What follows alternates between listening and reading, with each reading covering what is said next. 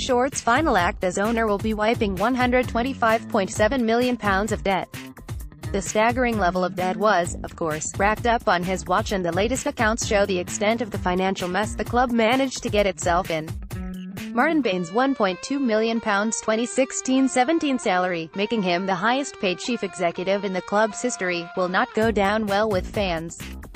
Again, there was an over-reliance on Short to prop the club up, plus worryingly £45 million was owed to other clubs for transfers at July 31, 2017, the £150,000 per week interest charges and the vast weekly losses. Perhaps more worrying, though, is that gate receipts for the final season in the Premier League were down by £1.5 million, conference and banqueting, down £3 million, took a big hit, while retail income was also down.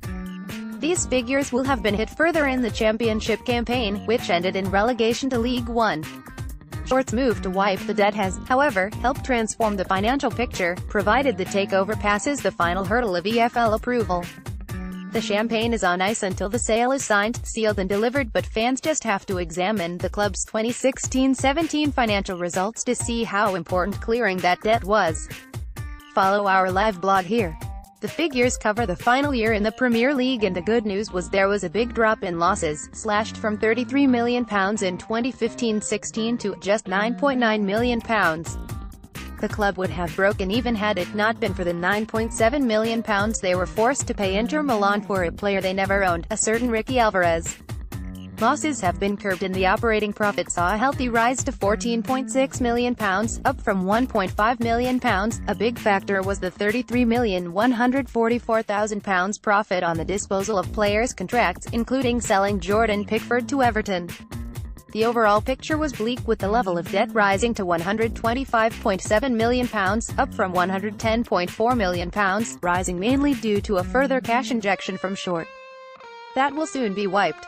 Sunderland AFC's 2016-17 accounts reveal Martin Bain's £1.2 million salary, staff cuts, debt levels and transfer fees. With finances show three key things: A, the financial mess that Sunderland had managed to get themselves into on Short's watch; B, how reliant the club was on the American; and C, an idea of the level of funding the new owners need to commit on a monthly basis.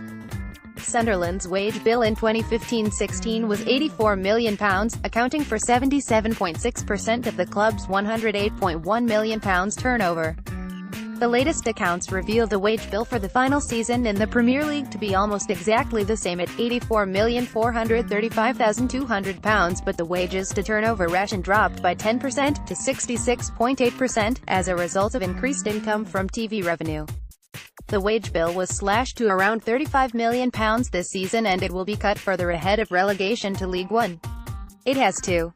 Wiping the debt lifts a massive weight, not least in the £8 million plus annual interest payments it gives Donald. Relegation wipes around £5 million off Sunderland's income stream immediately, with the cuts to basic award and solidarity payments.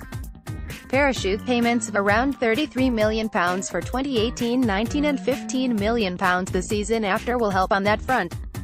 The 2017-18 accounts will be released next year, and will be particularly bruising given the mammoth drop in TV revenue in the Championship compared to the Premier League.